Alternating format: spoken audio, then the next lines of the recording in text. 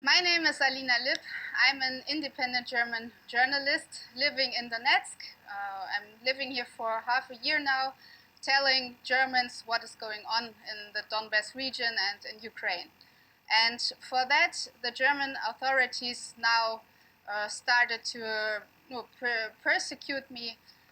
First they deleted my material in the internet, then they blocked my bank account, blocked the bank account of my father, and yesterday I got this letter from German authorities that they opened now a criminal case against me.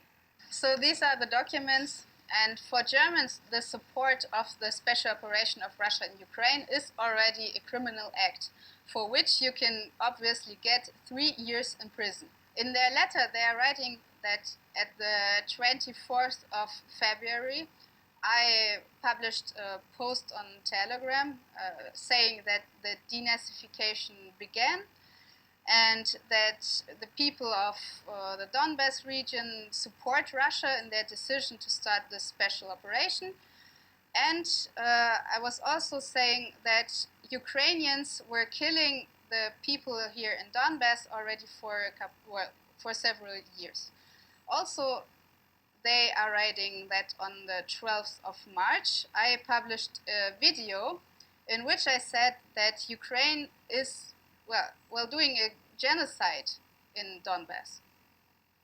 What is interesting in the end of their letter, they are writing that they are not going to invite me to a hearing because this would disturb the investigations. Okay, that's very interesting. So they are persecuting me but don't want to hear me out. What is, by the way, also interesting that on this page there's a big Z on top, and Z is also already forbidden in Germany. It's a symbol for supporting the special operation of Russia, and for that you have to pay. What is happening to me now can now happen to all independent journalists and bloggers, and that's why I would like to propose you, dear colleagues, that we are going to start to work together more to support each other against the censorship in the West. There are some colleagues of mine, some independent international colleagues, we started already such projects, and if this is interesting for you, you can write me and we are going to work together. Ich berichte nun schon seit mehreren Monaten direkt von hier aus Donetsk, aus dem Donbass, über das, was hier vor sich geht. Und heute habe ich traurige Nachrichten für euch.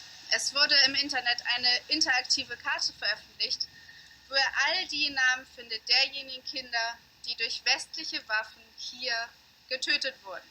Das hier zum Beispiel ist ein Denkmal zu Ehren all der Kinder, die seit 2014 durch die Hand der ukrainischen Armee gestorben sind. Und leider hat das immer noch kein Ende gefunden. Wir befinden hier uns unter Beschuss, jeden Tag. Jeden Tag sterben hier Zivilisten. Es wird nicht auf militärische Ziele geschossen. Die meisten Männer sind an der Front. Hier sind Frauen, Kinder, Ältere.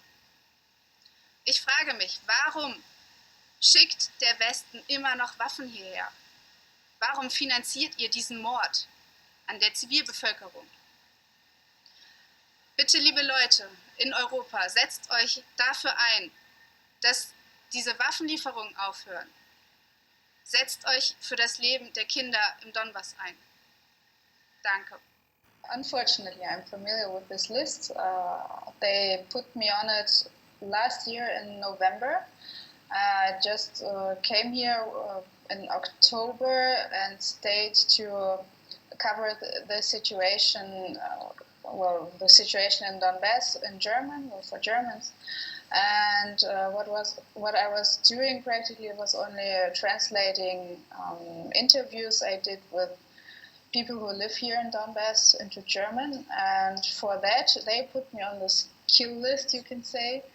And I, for myself, I also don't understand why, because I'm certainly not a kind of person you should kill or who should be killed.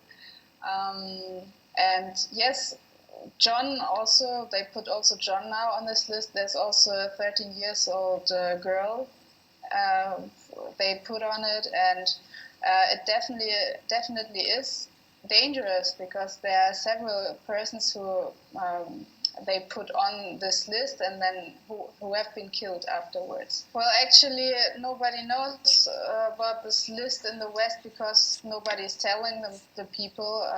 There's a huge informational wall, a blockade between Ukraine, Russia, and the West. So there are lots of lies and fakes.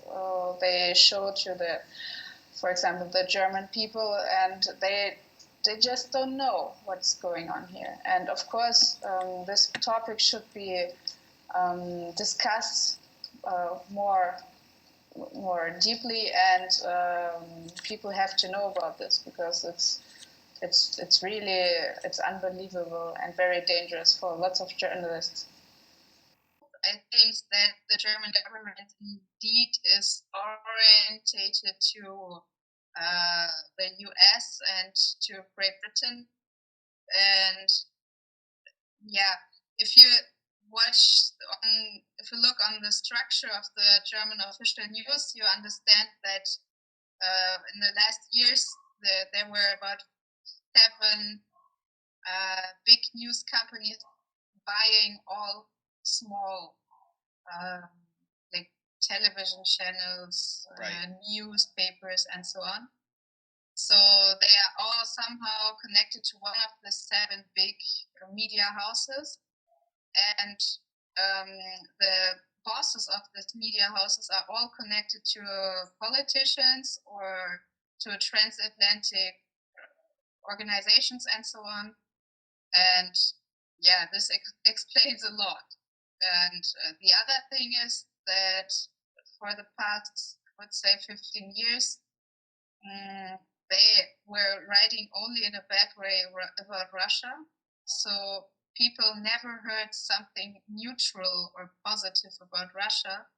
And especially now where they are lying that Russia is killing like everybody in Ukraine and destroying everything, the Germans have those emotions like, oh, we always knew Russia is evil.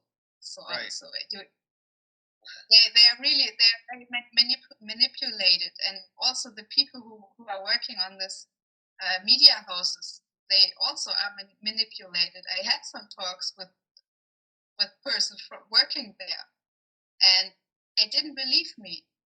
Even when I said them, you can have all my material here. I'm here. I could be a source for you. They answered, "Oh, we don't believe you because maybe if you film an interview with a civilian, behind your back is standing a Russian soldier with a weapon." And then I said, "Okay, then I can organize you a trip here to come here. I will take care about everything." And he answered, "No, they don't pay me for that." Yeah, I just asked Sergey to get his gun out of the shot because it was pointing too close at your head. Yes, Sergey, can you stay back a little? Thank you. Спасибо. Yeah, please. На фронте, и даже весь день снимала, и с редакторами больших немецких газет поговорила об этом, сказала, что вот я могу вам все прислать, доказывать, и они все-таки мне не верят, они думают, что я работаю на российские СМИ, получила какую-то секретную задачу из Москвы, написали статьи, где мне дали название, имя путинский инфовоин, например. И, к сожалению, мне даже закрыли банковский счет, PayPal счет. И у мамы моей, которая еще живет в Германии, рядом с домом стоит сейчас микроавтобус без номера, с темными стеклами, и наблюдает ее. I filmed, what is it? Well, in Mariupol, in the harbor, there are some, what is it? Like special buildings with corn. I just don't know the word. We call them granaries, but we could call them a warehouse. Okay, like a warehouse.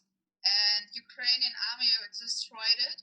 A huge warehouse with corn, like 50,000 tons of corn is destroyed, lying around there. And I talked with people who've seen everything and documented that. And now in the West, they are saying, you probably heard of it, that Russia is causing starvation in the world. Right. Not letting out ships from Ukrainian harbors with corn and so on, which is not true. And actually in the German television, again, the second channel, they published lots of material about this topic, saying that Russia, for example, put mines in the near of the harbors in South Ukraine. So they were mining everything there, and this is the reason why Ukrainian ships can't leave the harbors anymore. And this is just bullshit, because I've been there in this harbor in Mariupol, for example, which was mined by Ukrainians. I've seen mines. I know how they explain everything to me, and how they demine them, so the big in the water and so on. And for putting the mines on plates, you have to be on the land or a few meters away from the beach. And Russia has never been so close to Odessa, for example. And there weren't Russian soldiers on the beach of Odessa. So it's just bullshit. And still everybody believes it. And saying that Russia is the reason for starvation in the world.